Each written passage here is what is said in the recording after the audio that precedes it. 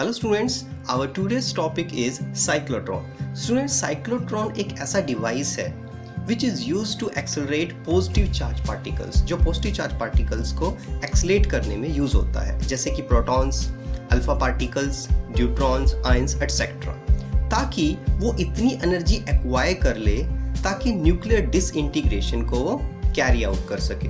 So students, cyclotron is a device which is used to accelerate positive charge particles, and you can write cyclotron is a device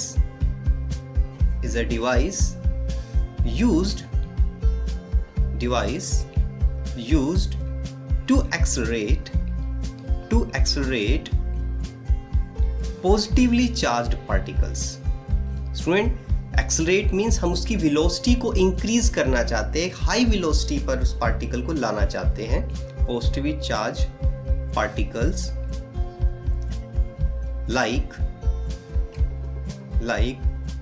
protons, like alpha particles, neutrons, ions etcetera.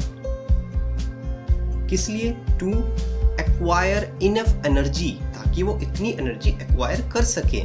To acquire enough energy, सुनिए, energy in the form of kinetic energy हो सकती है, क्योंकि वो high speed gain कर लेंगे, high velocity gain कर लेंगे। To acquire enough energy to carry out nuclear disintegrations, that is वो किसी टारगेट पे टकराएंगे और उसे तोड़ सकते हैं, वो न्यूक्लियर डिसइंटीग्रेशन कर सकते हैं। Okay student, so this is the cyclotron. अब साइक्लोट्रॉन की जो डिस्कवरी की वो दो साइंटिस्ट ने की, E.O. लॉरेंस और M.S. लिविंगस्टोन ने। उनका मेन पर्पस क्या था? स्टडी करना, न्यूक्लियर स्ट्रक्चर को स्टडी करना। इसी के लिए उन्होंने साइक्लोट्रॉन को बनाया था, न्यूक्लियर स्टडी करने के लिए न्यूक्लियर स्ट्रक्चर को। ओके स्टूडेंट, तो दो साइंटिस्ट ने इसे बनाया था। नाउ बात करते हैं इसके प्रिंसिपल की, कि ये किस प्रिंसिपल पे बेस्ड है, इसका प्रिंसिपल क्या है। स्टूडेंट, इसका प्रिंसिपल एक सिंपल प्रिंसिपल है, जिसमें हम किसी चार्ज पार्टिकल को इलेक्ट्रिक फील्ड और मैग्नेटिक फील्ड की हेल्प से एक्सेलरेट करते हैं। तो इसमें होता क्या है, इसमें एक पॉजिटिव चार्ज पार्टिकल को इलेक्ट्रिक फील्ड की हेल्प से मूव किया जाता है, और by providing perpendicular magnetic field we can move it in a circle, उसे एक सर्कल में घुमा सकते हैं। So student, the working of cyclotron is based on the fact that the positive charge particle can be accelerated to a sufficiently high energy with the help of smaller values of oscillating electric field by making it to pass through some electric field and again with the help of magnetic field. सुने, दोनों field का इकट्ठा combined effect होगा। हम किसी charge particle को electric field और magnetic field की हेल्प से उसे एक्सेलरेट कर सकते हैं, उसे घुमाकर with in a circle. The working of the cyclotron is based on the fact that a positive charged particle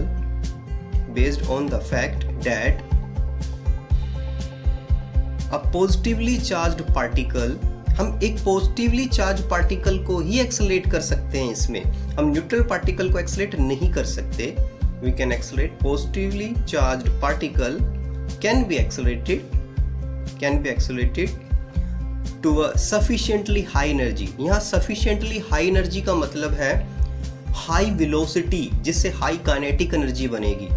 sufficiently high energy with the help of, किसकी हेल्प से हम करने जा रहे हैं? मैंने बताया दो फील्ड्स की हेल्प से करने जा रहे हैं, इलेक्ट्रिक फील्ड और magnetic field. With the help of smaller values of oscillating electric field. या ऑसिलेटिंग इलेक्ट्रिक फील्ड का मतलब है पोलैरिटी चेंज होनी चाहिए इलेक्ट्रिक फील्ड की, ताकि पॉजिटिव का चार्ज पार्टिकल कभी पॉजिटिव टर्मिनल की तरफ चले, कभी वो नेगेटिव टर्मिनल की तरफ चले, कभी पॉजिटिव की तरफ मूव करे, कभी नेगेटिव की मूव करे। तो with the help of smaller values of oscillating electric field, by making it to pass through the same electric field, मतलब उसी इलेक्ट्रिक फील्ड में उस पार्टिकल को बार बार ऑसिलेट करना है, उसी में उसे मूव करना है। by oscillating electric field by making it to cross the same का मतलब है उस पार्टिकल को ही उसी इलेक्ट्रिक फील्ड में मूव करना है, सेम इलेक्ट्रिक फील्ड में। टाइम एंड अगेन का मतलब है बार बार ऐसा करना है, टाइम एंड अगेन। और आपने इससे पहले प्रिंसिपल पढ़ा है, अगर मैं इलेक्ट्रिक फील्ड के साथ मैग्नेटिक फील्ड परपेंडिकुलर लगा देता हूं तो परपेंडिकुलर मैग्नेटिक फील्ड के अगर चार्ज पार्टिकल चलना स्टार्ट करेगा तो जो मैग्नेटिक फील्ड उसे सर्कल में घुमा देगा। तो इलेक्ट्रिक फील्ड उसे ऑसिलेट कर रहा है और मैग्नेटिक फील्ड उसे एक सर्कल में घुमा देता है, एक सर्कल में घुमा देता है, जिससे हर सर्कल के अंदर उसकी वेलोसिटी तेज होनी स्टार्ट हो जाती है और एंड में हमें हाईली एक्सेलरेटेड चार्ज पार्टिकल मिल जाता है। ना अब बात करते हैं इसकी कंस्ट्रक्शन की। स्टूडेंट जैसा कि आप देख रहे हैं इसकी मेन कंस्ट्रक्शन आप देखेंगे, इसमें सबसे पहले होता है डीज। ये डीज क्या है? ये डी शेप की इवैक्यूएटेड मेटल के चैम्बर्स हैं। हमने एक सर्कुलर बॉक्स को लिया, उसे बीच में से सपोज काट दिया, 2 डीज बना दिए हैं इसको। ओके स्टूडेंट, तो ये डीज है, होलो मेटालिक डीज हैं और ये हॉरिजॉन्टल रखा गया है और इनके जो डायमीट्रिक एज है उनके बीच में थोड़ा गैप है और वो हॉरिजॉन्टली रखे हुए हैं एक दूसरे के साथ एक ही प्लेन में। तो इसको मैंने जोड़ा है किसके साथ? हमने जोड़ा है हाई फ्रीक्वेंसी ऑसिलेटर के साथ, ताकि वो हाई फ्रीक्वेंसी का इलेक्ट्रिक फील्ड हमें प्रोवाइड कर सके। ओके स्टूडेंट, तो हमने ये ऑसिलेट, यहाँ पोलैरिटी चेंज होती रहेगी, कभी D पॉजिटिव हो जाएगी D1, कभी D2 पॉजिटिव हो जाएगी, कभी D1 नेगेटिव हो जाएगा। तो इस तरह से अल्टरनेट होता रहेगा, बदलता रहेगी पोलैरिटी। हमने डीज को D1 D2 नाम दिया हुआ है जिस तरह से, तो कभी पोलैरिटी D1 पे नेगेटिव आएगी, कभी D2 पे नेगेटिव, तो इस तरह पोलैरिटी चेंज होगी। साथ ही साथ इस पूरे चैम्बर को, इस पूरे इंस्ट्रूमेंट को हमने एक स्टील चैम्बर में बंद कर दिया है for safety purpose. Safety purpose के लिए हमने इसे एक बॉक्स में बंद कर दिया है। मेटालिक बॉक्स है, ये इवैक्यूएटेड है, इंसुलेटेड है, ताकि हार्मफुल इफेक्ट बाहर ना जा सके क्योंकि हाई वोल्टेज होने वाला है। तो हमने मैग्नेट के 2 पोल्स प्रोवाइड किए हैं ताकि यहाँ से मैग्नेटिक फील्ड आ सके नॉर्थ पोल से साउथ पोल की तरफ, इस डायरेक्शन में मैग्नेटिक फील्ड आ सके। और मैग्नेटिक फील्ड जो डीज हैं, डीज के परपेंडिकुलर है, डी के प्लेन के परपेंडिकुलर ही हमने मैग्नेटिक फील्ड को प्रोवाइड किया है। ओके स्टूडेंट, तो हमने इस तरह से ये मैग्नेटिक फील्ड 90 डिग्री पर, डीज के प्लेन के 90 डिग्री पर प्रोवाइड किया है। Okay, so this is our construction of the cyclotron. तो साइक्लोट्रॉन की ये मेन होगी कंस्ट्रक्शन। तो इसी कंस्ट्रक्शन को हमें और ज़्यादा एक्सप्लेन करना है, कैसे लिखना है, तो इस तरह में लिखते हैं। Now you can right number 1 construction में नंबर 1 लिखेंगे, it consist of 2D D shaped. आप डी शेप लिख सकते हो क्योंकि आपने एक अगर सर्कुलर बॉक्स को बीच में से काटा तो वो डी शेप में आ जाते हैं और वो अंदर से होलो होगा, मेटालिक होगा। It consist of 2D shaped hollow evacuated का मतलब हमने वहां से हवा को भी निकाल दिया है। इवैक्यूएटेड मेटल चैम्बर्स, इन्हें मैं मेटल चैम्बर्स बोल रहा हूँ, मेटल चैम्बर्स। इनके नाम है D1 और D2। एक को हमने D1 नाम दे दिया, एक को हमने D2 नाम दे दिया, D1 एंड D2। और इन्हें बोला क्या जाता है? कॉल्ड द डीज। इन्हें डीज बोला जाता है, कॉल्ड द डीज, इन्हें डीज बोला गया है। These D's are placed horizontally, इन्हें horizontally रखा गया है, placed horizontally with their diametric edges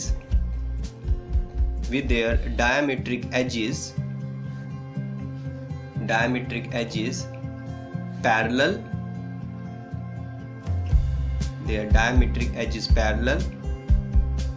and slightly separated from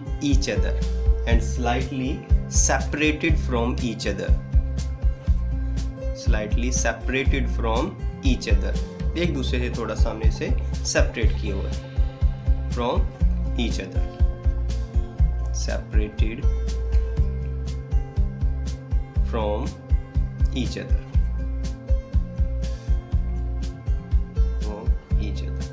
okay student. Now second हमने डीज को कनेक्ट किया है हाई फ्रीक्वेंसी ऑसिलेटर के साथ। High frequency oscillator, the dees are connected to high frequency oscillator.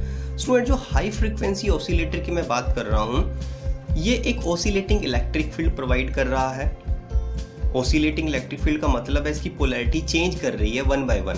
जैसे मैंने D1 को पॉजिटिव से जोड़ा, D2 को नेगेटिव, कुछ टाइम के बाद, जो पर्टिकुलर टाइम आपका डिसाइड होगा, उसके बाद D2 पॉजिटिव हो जाएगी, D1 नेगेटिव हो जाएगी, तो उसके बाद फिर पर्टिकुलर टाइम पे फिर वो रिवर्स कर जाएंगे, तो पोलैरिटी चेंज होती रहेगी। The dees are connected to high frequency oscillator which can produce a potential difference. और पोटेंशियल डिफरेंस कितना प्रोड्यूस करेगा ये? Potential difference of the order of 10 raised to power 4 volts। Potential difference of the order of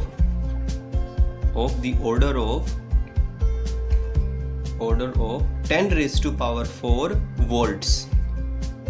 और frequency कितनी होगी? Approx frequency रहेगी 10 raised to power 7 hertz की। At frequency nearly 10 raised to power 7 hertz. Okay student, so ये oscillating electric field हमने provide किया है। Now third one, अब हमने इस जो अभी तक हमने जो डीज बनाई है, जो आपने प्रोवाइड किया है इलेक्ट्रिक फील्ड ऑसिलेटर के जरिए, हमने इसे क्लोज करना है। सबसे पहले तो the 2 dees are enclosed in a evacuated steel box. इसे स्टील के बॉक्स में कवर करना है। The 2 dees are enclosed in a evacuated steel box and well insulated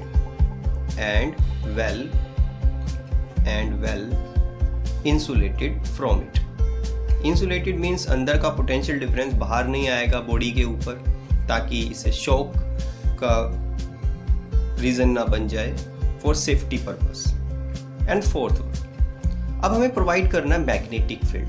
अब हम डीज को मैग्नेटिक फील्ड प्रोवाइड कर रहे हैं, पूरे सिस्टम को मैग्नेटिक फील्ड प्रोवाइड कर रहे हैं। The box is placed in a strong magnetic field में रख दिया गया है। और आपको पता है मैग्नेटिक फील्ड का यहाँ काम ये है कि वो चार्ज पार्टिकल को, अगर चार्ज पार्टिकल मैग्नेटिक फील्ड से 90 डिग्री पे मूव करना चाहे, उसे सर्कल में घुमा देगा।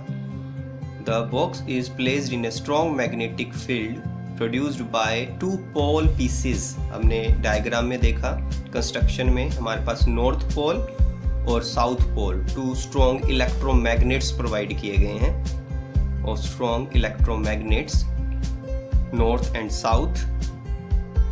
The magnetic field is perpendicular to the plane of the Ds। The magnetic field is perpendicular to the plane of the Ds। Perpendicular to the plane of the Ds। Perpendicular to the plane of Ds। Okay student, so this is the construction of cyclotron। तो cyclotron में ये सभी construction होती है। बात करते हैं इसकी वर्किंग की, तो किस तरह से ये काम करता है, इसकी वर्किंग को समझेंगे पहले, फिर लिखेंगे कि वर्किंग कैसे हो सकती है। स्टूडेंट, हमें क्या करना है, सबसे पहले एक पॉजिटिव चार्ज को यहाँ पर इंड्यूस करना है किसी भी तरह से। तो हम यहाँ पर एक पॉइंट ले लेते हैं, P पॉइंट। इस P पॉइंट पे मैं एक पॉजिटिव का चार्ज जो है प्लस क्यों आप उसे कंसीडर कर सकते हो, यहाँ पर इंड्यूस कर देते हो। ओके, हमने पॉजिटिव का चार्ज यहाँ पर इंड्यूस किया। नाउ स्टूडेंट, क्योंकि देखो यहाँ पर हमने हाई फ्रीक्वेंसी ऑसिलेटर लगाया हुआ है, तो एक समय में कोई ना कोई डी जो है वो पॉजिटिव की होगी, कोई ना कोई नेगेटिव की होगी। हम स्टार्टिंग में क्या करते हैं, D1 को पॉजिटिव मान लेते हैं और D2 को नेगेटिव मान लेते हैं। लेट्स सपोज हम क्या करते हैं, D1 को मैं यहाँ नेगेटिव पॉजिटिव कंसीडर कर रहा हूँ, D1 को पॉजिटिव कंसीडर कर रहा हूँ, दिस वन, और D2 को नेगेटिव। तो स्टूडेंट, ये पूरी की पूरी जो मेटल की डी है वो सारी की सारी नेगेटिव हो गई D2, और जो D1 है वो सारी की सारी पॉजिटिव हो चुकी है। अब ये जो पॉजिटिव का, क्योंकि ये पूरी डी नेगेटिव है, तो ये पॉजिटिव का चार्ज क्या करेगा, वो इस D2 जो कि नेगेटिव हो चुकी है उसकी तरफ अट्रैक्ट होगा। जब वो चलेगा तो वो मैग्नेटिक फील्ड से कितने डिग्री का एंगल बनाएगा? वो मैग्नेटिक फील्ड से एंगल बनाएगा 90 डिग्री का। इस मैग्नेटिक फील्ड से, this is the magnetic field direction. तो जब कोई चार्ज पार्टिकल मैग्नेटिक फील्ड के साथ 90 डिग्री एंगल बनाता हुआ चलता है तो मैग्नेटिक फील्ड क्या करेगा? उसे सर्कल में घुमा देगा। तो इससे वो सर्कल में घूमना स्टार्ट हो जाएगा। बट स्टूडेंट, हमने उसकी पोलैरिटी को सेट किया, उसकी फ्रीक्वेंसी सेट किया कि इतने टाइम के अंदर पोलैरिटी चेंज होनी चाहिए। जैसे ही पार्टिकल मिड में पहुंचेगा दोनों डीज के, पोलैरिटी चेंज हो जाएगी। यहाँ पर ये नेगेटिव हो जाएगा और ये पॉजिटिव हो जाएगा। अब क्या होगा? अब D1 नेगेटिव हो चुका है। अब D1 उस पॉजिटिव के चार्ज को अपनी तरफ अट्रैक्ट करेगा, ठीक है। T2 तो पॉजिटिव होगा, तो पॉजिटिव को तो रिपेल करेगा। तो D1 अब नेगेटिव है, तो D1 चार्ज को अपनी तरफ खींचेगा। कितने डिग्री पर? 90 डिग्री पर। फिर मैग्नेटिक फील्ड क्या करेगा? फिर उसे सर्कल में घुमा देगा, क्योंकि वो 90 डिग्री है उसके डायरेक्शन के। ओके, नाउ हर एक सर्कल में नोटिस करना स्टूडेंट, पहले से रेडियस इंक्रीज होनी स्टार्ट हो जाएगी। फिर पोलैरिटी बदल गई है, पोलैरिटी हम बदल देते हैं फिक्स टाइम के अंदर। जब भी पार्टिकल मिडल में पहुंचेगा पोलैरिटी बदलेगी। अब D1 क्या हो गया है? नेगेटिव। अब ये पार्टिकल D2 नेगेटिव हो गया, D2 की तरफ मूव करेगा। तो जैसे ही मूव करेगा मैग्नेटिक फील्ड से फिर सर्कल में घुमा देगा। तो इस तरह से फिर ये सर्कल में घूम जाएगा। क्योंकि अब्रप्ट चेंज होता है तो पहले से एक फोर्स उस पर फील होता है, जिससे पहले से बड़ी रेडियस हो जाती है। फिर ये पोलैरिटी रिवर्स होती रहेगी, ये प्रोसेस चलता रहेगा। और ये प्रोसेस चलने के साथ साथ ही ये पार्टिकल घूमता रहेगा। इस तरह से पहले से बड़ी रेडियस के अंदर वो आ जाएगा, इस तरह से। तो स्टूडेंट, ये पोलैरिटी का प्रोसेस चलता रहेगा, नेगेटिव पॉजिटिव, और चार्ज पार्टिकल इस तरह से चक्कर लगाता रहेगा। अब बात आती है कि ये चक्कर ऐसा ही लगाता रहेगा, ऐसा करने से हो क्या रहा है? ऐसा करने से स्टूडेंट जैसे ही अपने सर्कल को बढ़ा रहा है, क्योंकि टाइम तो फिक्स है वहां पहुंचने का, तो उसे ज़्यादा डिस्टेंस कवर करना पड़ रहा है, तो इसके लिए उसे अपनी स्पीड को बढ़ाना पड़ेगा। तो स्टूडेंट जैसे ही रेडियस बढ़ती जा रही है, ये प्रोसेस अब भी चल रहा है, पोलैरिटी अपने फिक्स टाइम पर बदल रही है, जिससे पार्टिकल जो है वो एक्सेलरेट होता जा रहा है। अट्रैक्ट होने की वजह से वो डी के अंदर अपना सर्कुलर पाथ कवर कर रहा है। तो इस तरह से ये करता चला जाएगा। तो इस तरह से अब स्टूडेंट ये एक मैक्सिमम रेडियस तक ही मूव कर सकता है, इससे अब बड़ी रेडियस नहीं हो सकती, ये लिमिट आ चुकी है। अब क्या होगा? अब यहाँ पर हमने एक विंडो बनाई है, तो ये जो पार्टिकल है इस विंडो में से बाहर निकलेगा, विंडो से बाहर निकलेगा, और सामने हमने लगाया हुआ एक टारगेट। तो जैसे ही ये निकलेगा बाहर, ये हाई वेलोसिटी के साथ निकलेगा, हाई स्पीड के साथ निकलेगा, और यहाँ पर इस टारगेट के साथ टकरा जाएगा और न्यूक्लियर डिसइंटीग्रेशन का प्रोसेस कंप्लीट हो जाएगा। तो स्टूडेंट यही हमारी वर्किंग थी साइक्लोट्रॉन की। This is the process of cyclotron, this is the process. Okay student, तो अब डायरेक्शन की बात करें तो जब भी मैग्नेटिक फील्ड के ये 90 डिग्री पे मूव करना चाहेगा पार्टिकल, पॉजिटिव का पार्टिकल, तो मैग्नेटिक उसे सर्कल में घुमा देगा। तो ये डायरेक्शन रहेगी उसकी मूवमेंट की, और जितनी रेडियस बड़ी होती जा रही है उतनी उसकी वेलोसिटी बढ़ती जा रही है। जितना दूर जाएगा उतना ज़्यादा तेजी से उसे वहाँ पहुँचना पड़ेगा। जैसे मैं समझता हूँ इस पॉइंट को, जैसे ये पॉइंट है और ये सेकेंड पॉइंट है, तो पार्टिकल को एक पॉइंट से दूसरे पॉइंट पर जाना है। देखो 0 पॉइंट से 1 पॉइंट पे जाना है एक सर्कुलर पाथ फॉलो करते हुए। तो सपोज करो वो ये सर्कुलर पाथ फॉलो करेगा, एक रेडियस को फॉलो करेगा, तो उसे सपोज करो कुछ टाइम लगता है, सपोज वो फिक्स है, उसे फिक्स टाइम लगता है t। अब स्टूडेंट, अब पहले से अगर मैं बड़ी रेडियस की बात करूं, जैसे कि पार्टिकल हर बार बड़ी रेडियस के अंदर मूव कर रहा है, अब उसे जाना है सेकंड पॉइंट पर, पहले से बड़ी रेडियस को कवर करना है उतने ही टाइम में, टाइम फिक्स है। तो बताओ स्टूडेंट, उसे पहले से तेज चलना पड़ेगा, उसे कम तेज चलना पड़ेगा, दैट उसकी स्पीड पहले से ज़्यादा होगी या कम? तो स्टूडेंट जैसे उसे बड़ा सर्कल कवर करना है उतने ही टाइम के अंदर, तो उसकी जो वेलोसिटी होगी उतने टाइम के अंदर, तो वो सेकंड वाली वेलोसिटी तेज होगी, तभी वो वहां पर पहुंच पाएगा। तो ऐसा ही साइक्लोट्रॉन के अंदर हो रहा है। तो आप लिख सकते हो कि जो सेकंड वेलोसिटी है वो पहली वेलोसिटी से ज़्यादा है। तो हर एक सर्कल में, जितने बड़े सर्कल में चार्ज पार्टिकल मूव कर रहा है, उतने बड़े सर्कल में वो पहले से ज़्यादा वेलोसिटी या पहले से ज़्यादा स्पीड के साथ मूव कर रहा है। और हमें यही करना है कि हमें चार्ज पार्टिकल की स्पीड मतलब वेलोसिटी को बढ़ाना है, इसी को बोलते हैं एक्सेलरेशन। तो हमने चार्ज पार्टिकल को एक्सेलरेट कर दिया with the help of a cyclotron. बात करते हैं इसकी वर्किंग और इसकी थ्योरी की। स्टूडेंट इसकी वर्किंग क्यों समझते हैं। हमने क्या समझा कि एक positive charge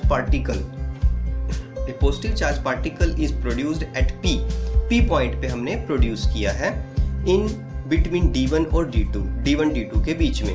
in starting D1 को हमने क्या रखा था, पॉजिटिव, और D2 को क्या रखा था, नेगेटिव। ओके स्टूडेंट, मान लेते हैं से क्या हुआ, जो पॉजिटिव के चार्ज पार्टिकल है वो जो D है D2 नेगेटिव की, उसकी तरफ अट्रैक्ट होगा। Positive charge will move towards D2 जो क्योंकि वो नेगेटिव की है and follow a circular path. अब सर्कुलर पाथ क्यों फॉलो किया, due to perpendicular magnetic field. Perpendicular magnetic field की बात आप याद रखना, ये बेसिक आप इससे पहले टॉपिक में समझोगे।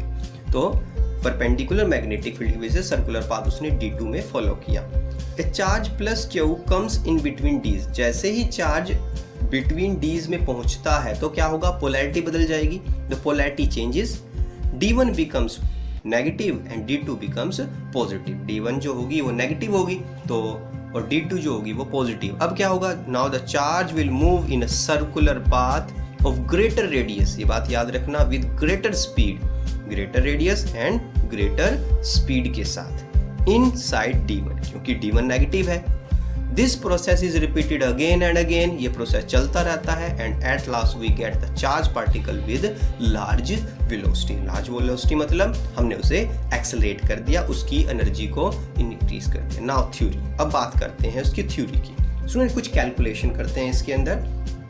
अब सबसे पहले टाइम कंसीडर कर लेते हैं, time taken in each semi circle, क्योंकि देखो हमने कैलकुलेशन सेमी सर्कल के लिए करनी है। हमें ये नहीं है कि कंप्लीट सर्कल कवर किया, हमें पहले कैलकुलेशन सेमी सर्कल के लिए करनी है। Time taken in each semi circle remains same, जो हमने फिक्स माना हुआ है से स्मॉल टी से इसको डिनोट कर रहे हैं। तो उसमें जब वो सर्कल लगा रहा है तो उस सर्कल की कुछ ना कुछ रेडियस भी आ रही है जो कि हर बार बढ़ रही है। तो मान लेते हैं किसी एक पर्टिकुलर सर्कल की radius small r, radius of any semi circle, किसी भी सेमी सर्कल की रेडियस को हम अभी जनरली मान लेते हैं radius of any semi circle. Now student इसमें एक कंसेप्ट याद करना है। देखो हम बात वेलोसिटी की जरूर कर रहे हैं, मगर हम वेलोसिटी का मैग्नीट्यूड ले रहे हैं यहाँ पे, जिसे हम स्पीड बोलते हैं। और स्पीड का फॉर्मूला होता है डिस्टेंस अपॉन टाइम। तो स्टूडेंट क्योंकि यहाँ पर मैं कोई डायरेक्शन की बात नहीं कर, वैसे मैं लिखूंगा जरूर उसे वेलोसिटी, मगर मैं यहाँ पर मैग्नीट्यूड कैलकुलेट करने वाला हूं, मैं डायरेक्शन कैलकुलेट नहीं कर रहा हूं, तो मैंने स्पीड लिखा। तो टाइम का फॉर्मूला क्या हो सकता है, टाइम का फॉर्मूला होता है डिस्टेंस अपॉन स्पीड। टाइम के लिए, क्योंकि टाइम एक स्केलर क्वांटिटी है, इसलिए मैं डिस्टेंस अपॉन स्पीड की यहाँ वैल्यू लिख रहा हूँ। तो स्टूडेंट आधा सर्कल होगा तो time is equal to distance. आधा सर्कल में कितना होगा, पूरे सर्कल में 2πr होता है, तो आधा हो जाएगा पाई आर। और वेलोसिटी के मैग्नीट्यूड को आप लिख सकते हो v से। वैसे ये वेलोसिटी है, बट हम अभी कैलकुलेशन कर रहे हैं मैग्नीट्यूड टाइम की, जो कि स्केलर है। तो now where v is velocity of charged particle, आप कह सकते हैं magnitude of the velocity of charge particle in that semicircle. Magnitude of velocity of charge particle in that semicircle, semicircle. Okay, so student क्योंकि आपने समझा कि देखो T time आपने निकालना है और टी के लिए वेलोसिटी की वैल्यू चाहिए हमें। तो स्टूडेंट क्या होगा, जैसे चार्ज पार्टिकल है वो सर्कल में घूम रहा है, मतलब उसके पास सेंट्रीपिटल फोर्स है, मगर वो सेंट्रीपिटल फोर्स आया कहाँ से, वो उसने दिया मैग्नेटिक फोर्स फील्ड से मिला। तो यहाँ पर क्या होगा, जो सेंट्रीपिटल फोर्स है वो मैग्नेटिक फील्ड की वजह से है। ये बात आपको याद रखना है, क्योंकि सर्कल में घुमाया किसने या पार्टिकल को, मैग्नेटिक फील्ड ने। तो जो मैग्नेटिक फोर्स है वही सेंट्रीपिटल फोर्स में कन्वर्ट हुआ है। So centripetal force is provided by magnetic field. तो सेंट्रीपिटल फोर्स का फॉर्मूला क्या होता है, mv²/r। तो आप लिख सकते हो mv²/r। और मैग्नेटिक फोर्स का फॉर्मूला क्या होता है चार्ज पार्टिकल पे, क्या वी साइन थीटा आपने पढ़ रखा है, क्या वी साइन थीटा। अगर थीटा की बात करते हैं, स्टूडेंट जो चार्ज पार्टिकल है वो मैग्नेटिक फील्ड के साथ कितने डिग्री का एंगल बनाकर चल रहा था, 90 डिग्री का। उसकी जो वेलोसिटी थी, जो जा रहा था, वो मैग्नेटिक फील्ड से 90 डिग्री एंगल बना रहा था। तो साइन 90 इज 1। और you can write mv square by r which is Q V B, और वेलोसिटी से वेलोसिटी कैंसिल हो जाएगा। सो स्टूडेंट यहाँ से आप वैल्यू निकाल सकते हो वेलोसिटी एक v की। So you can write v is equal to v की value Q B r divided by m, Q B r divided by m। So student ये आपने निकाल दिया मैग्नीट्यूड ऑफ वेलोसिटी, और सिंपल आप वेलोसिटी भी बोल सकते हो। अब ये वैल्यू अगर मैं इक्वेशन नंबर 1 में पुट कर दूं तो मेरे पास फाइनली टाइम आ जाएगा सेमी सर्कल का। Putting value of v in equation number 1। तो इक्वेशन नंबर 1 देखें, t is equal pi r divided bye v, और इस v की वैल्यू हमने अभी फाइंड की है। Small t pi r upon Q B R m ऊपर चला जाएगा और r से r कैंसिल हो जाएगा। ओके स्टूडेंट, नाउ जो स्मॉल t है which is pi m divide by Q. So student ये है सेमी सर्कल को कंप्लीट करने का टाइम, और यहाँ कहीं रेडियस भी नहीं है। डेट इज जो टाइम है वो रेडियस पे डिपेंड नहीं कर रहा है, वो टाइम फिक्स है। कोई भी सर्कल की बात करो, हर सर्कल में जो टाइम है वो फिक्स है, चाहे वो बड़ा सर्कल हो चाहे वो छोटा सर्कल हो, टाइम उसे फिक्स ही लगेगा सेमी सर्कल को कंप्लीट करने में। बट हम निकालना चाहते हैं time period, that is complete circle को कंप्लीट करने में जो टाइम लगेगा उसे आप बोलोगे टाइम पीरियड। इसे time period of oscillating electric field भी बोल सकते हो, कि जो आपने इलेक्ट्रिक फील्ड लिया है उसका जो टाइम पीरियड है जो कि रिवर्स ऑफ फ्रीक्वेंसी होता है वो कितना होता है। तो जो टाइम पीरियड है वो पूरे सर्कल के लिए डबल हो जाना चाहिए, तो capital T which is 2 into small t। तो सुनो ये फॉर्मूला जो आपके पास है इसको 2 से मल्टीप्लाई कर देंगे, capital T which is 2 pi m upon Q, this is the formula. तो सुनो ये वैल्यूज भी कैलकुलेट करने के लिए बोली जाती है, और यहाँ से न्यूमेरिकल्स भी सॉल्व होंगे। जितने मैंने फॉर्मूले अब तक बनाए सब पे आपके पास न्यूमेरिकल्स आएंगे। टाइम पीरियड को मैंने बोला time period of oscillating electric field, ऐसे भी पूछा जा सकता है, time period of oscillating electric field. तो मैंने फ्रीक्वेंसी की बात की, तो फ्रीक्वेंसी को आप बोलोगे यहाँ पर साइक्लोट्रॉन फ्रीक्वेंसी, क्योंकि ये साइक्लोट्रॉन की फ्रीक्वेंसी है। साइक्लोट्रॉन फ्रीक्वेंसी मीन्स टू से वो कितने इनवर्स टाइम में अपने आप को चेंज कर रही है, inverse of the time period that is the frequency. और फ्रीक्वेंसी को न्यू से लिख सकते हैं, साइक्लोट्रॉन है तो c लगा सकते हो, 1 upon total time.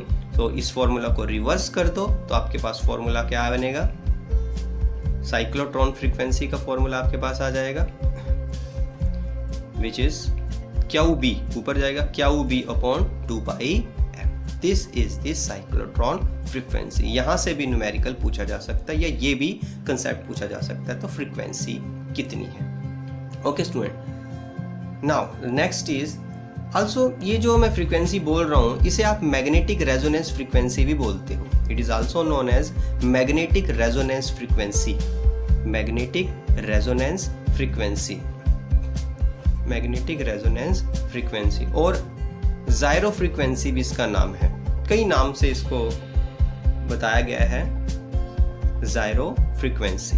Okay student, तो मैग्नेटिक रेजोनेंस फ्रीक्वेंसी भी बोलते हैं इसे, साइक्लोट्रॉन फ्रीक्वेंसी को, और जायरो फ्रीक्वेंसी भी बोलते हैं। स्टूडेंट नेक्स्ट पार्ट इसमें पूछा जा सकता है साइक्लोट्रॉन एंगुलर फ्रीक्वेंसी क्या है, साइक्लोट्रॉन की एंगुलर फ्रीक्वेंसी।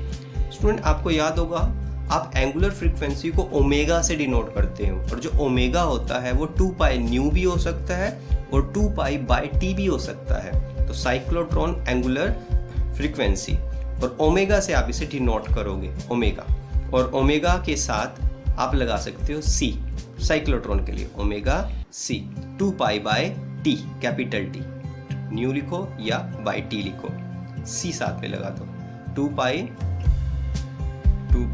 बाय, अच्छा टी की वैल्यू हम फाइंड कर चुके हैं, this one capital t, 2 pi m upon q b, ये वैल्यू यहाँ पुट कर दो, 2 pi m upon q b. तो सुनिए यहाँ पे 2 पाई से 2 पाई कैंसिल हो जाएगा, तो फाइनल आपकी साइक्लोट्रॉन एंगुलर फ्रीक्वेंसी क्या आएगी, q b divided by m, q b divided by m. Okay, so this is the cyclotron frequency. ये भी पूछा जाता है, तो सुनिए कुछ ऐसी कैलकुलेशंस हैं जो पूछी जाती हैं, उसमें एक है काइनेटिक एनर्जी। स्टूडेंट आपसे पूछा जा सकता है maximum kinetic energy, maximum kinetic energy भी पूछा जा सकता है और simply kinetic energy of the charge particle भी पूछा जा सकता है। किसी भी सर्कल में आप काइनेटिक एनर्जी फाइंड कर सकते हो, क्योंकि काइनेटिक एनर्जी का सिंपल फॉर्मूला आपको पता है जो कि होता है हाफ mv²। बट यहाँ वर्ड आ चुका है मैक्सिमम, तो मैक्सिमम काइनेटिक एनर्जी वही होगी जहाँ मैक्सिमम वेलोसिटी होगी, और मैक्सिमम वेलोसिटी वही होगी जहाँ पर जो सर्कल है जिसमें वो मूव कर रहा है पार्टिकल वो सबसे बड़ा होगा। तो जो v मैक्सिमम है इसका मतलब है मैक्सिमम वेलोसिटी, और जो कहाँ पर है, in last semi circle, in last semi circle, और लास्ट सेमी सर्कल की रेडियस को मैं मान सकता हूं capital R, having radius capital R। अब तक तो मैं स्मॉल r से डिनोट कर रहा था जर्नल वैल्यू को, तो सबसे बड़ी रेडियस को मैं कैपिटल R, जैसे कि यहाँ पर देखो ये बड़ा होता जा रहा है, सर्कल बड़ा होता जा रहा है, तो सबसे बड़ा सर्कल यहाँ पर है, ये दिस इज द सबसे बड़ा सर्कल, यहाँ पर वेलोसिटी सबसे ज़्यादा होगी, इसे हम कैपिटल R डिनोट करना चाहते हैं, this is the capital R radius. तो जैसे आप दूर जा रहे हो आपकी वेलोसिटी इंक्रीज करते जा रहे हैं, तो सबसे बड़े सर्कल में वेलोसिटी सबसे ज़्यादा होगी और वहीं आपकी मैक्सिमम काइनेटिक एनर्जी होगी। जैसे वेलोसिटी है Q_V_R/m, अगर मैं इस R को कैपिटल R लिख दूं तो कैपिटल R आने से ये वेलोसिटी V मैक्सिमम हो जाएगी, तो V से V मैक्सिमम बन जाएगा। ओके स्टूडेंट, सो V मैक्सिमम, आपने फॉर्मूला क्या याद किया था, Q_V_R, कैपिटल R कर देते हैं अपॉन m। कौन सा फॉर्मूला मैंने यूज किया है, फॉर्मूला नोट कर लेते हैं यहाँ पे, V = Q_V_R/m, ये फॉर्मूला मैंने यूज किया है। तो सुनिए आपके पास वेलोसिटी आ गई, तो काइनेटिक एनर्जी कैसे लिखोगे, नाउ काइनेटिक एनर्जी वो भी maximum which is half mv², और V भी मैक्सिमम वाली, मैक्सिमम स्क्वायर, तो वैल्यू पुट करें half m this one Q², V² R²/m², तो एक m से एक m कैंसिल हो सकता है। So student this is the maximum kinetic energy, maximum kinetic energy which is Q², V² R²/2m, this is the formula. तो student ये हमारी सारी कैलकुलेशन आती है, this is the theory of the cyclotron, ये साइक्लोट्रॉन की थ्योरी है। Drawback की बात करते हैं, इसमें कुछ कमियां भी हैं। सबसे पहली कमी तो यही है कि ये अनचार्ज पार्टिकल को एक्सेलरेट नहीं कर सकता। First, it can not accelerate uncharged particle, can not accelerate uncharged particle, अनचार्ज particle को एक्सेलरेट नहीं कर सकता। दैट इज जैसे न्यूट्रॉन, न्यूट्रॉन को एक्सेलरेट नहीं कर सकता। ओके, सेकंड ड्रॉबैक है electron can not be accelerated, क्योंकि उसका मास बहुत छोटा होता है। मास कम होने की वजह से वो आउट ऑफ स्टेप हो जाता है ऑसिलेटिंग इलेक्ट्रिक फील्ड में, तो वो सर्कल में नहीं घूमता, वो जस्ट ऑसिलेट करता रह जाता है। Electron can not be accelerated, electron accelerate नहीं कर पाता due to its small mass, due to its small mass. It goes out of step, ये आउट ऑफ स्टेप हो जाता है, it goes out of step with oscillating electric field, with oscillating electric field। Third drawback की बात करते हैं। Student हमने पहले भी पढ़ा है, जो मास है वो वेलोसिटी के साथ इंक्रीज करता है। दैट इज हर एक सर्कल में जब बड़ा सर्कल में पार्टिकल मूव करेगा तो उसकी वेलोसिटी इंक्रीज होगी, जब वेलोसिटी इंक्रीज होगी तो उसका मास भी इंक्रीज होगा। तो स्टूडेंट जो मास है वो कांस्टेंट होना चाहिए, क्योंकि मास वेरिएबल होगा तो हमारी कैलकुलेशन सही नहीं आ पाएगी। तो mass increases with increase in velocity which should be constant, ये कांस्टेंट रहना चाहिए। ये एक ड्रॉबैक है, ये हर एक पार्टिकल के लिए, चाहे वो अल्फा पार्टिकल है, प्रोटॉन है, न्यूट्रॉन है। जब मास इंक्रीज करता है, मास इंक्रीज करता है किसके साथ, वेलोसिटी के साथ। एक फॉर्मूला आपको बता रहा हूँ, m = m0/1 - v²/c²। यहाँ पर m0 जो है वो रेस्ट पे मास है, v वेलोसिटी है जिससे वो चल रहा है, वो मूविंग मास है, और जो c है लाइट की स्पीड है। तो स्टूडेंट जब वेलोसिटी ज़्यादा हो जाती है तो वो मास चेंज होना स्टार्ट हो जाता है। Okay student, so our today's topic is cyclotron, very important topic. Thank you very much.